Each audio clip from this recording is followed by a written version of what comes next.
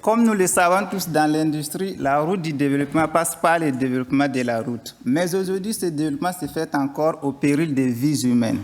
Bonjour à tous, je suis Aruna, doctorant CIFRE. Je travaille avec SECMER, l'Université Paris 1 et l'ESIA. Savez-vous que chaque jour, des opérateurs risquent leur vie pour réparer nos routes?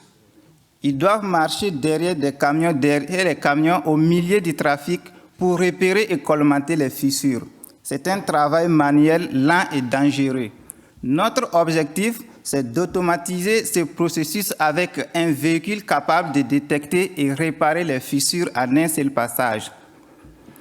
Les systèmes doivent détecter et en même temps déposer du bitume. C'est une démarche à la fois économique, sociétale et humaine. Mais cela pose des verrous majeurs. D'abord, l'adéquation algorithme matériel.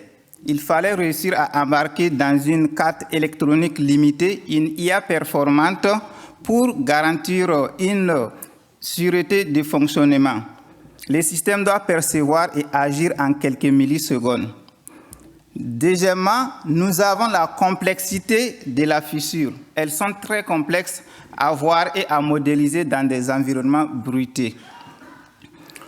Dans le second cas, il fallait pouvoir modéliser les fissures pour pouvoir les détecter même dans des cas extrêmes.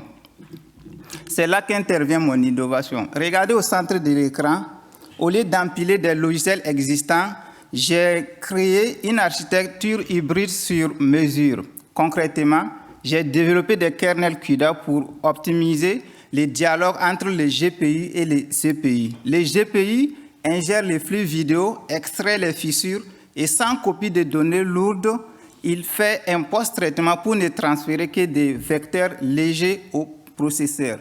Lui, à son tour, applique la logique métier en se synchronisant avec la vitesse d'avancement du véhicule. Il fait la projection des défauts du monde image vers le monde réel et ajuste les zones à réparer. L'automate reçoit ces vecteurs de réparation et pilote physiquement l'ouverture des bus de réparation.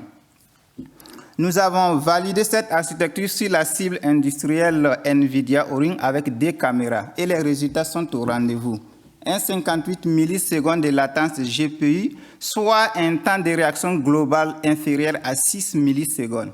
La charge système reste sur la barre de 15%, donnant une masse de sécurité considérable, le tout pour une consommation énergétique de moins de 20 watts, comme le cerveau humain.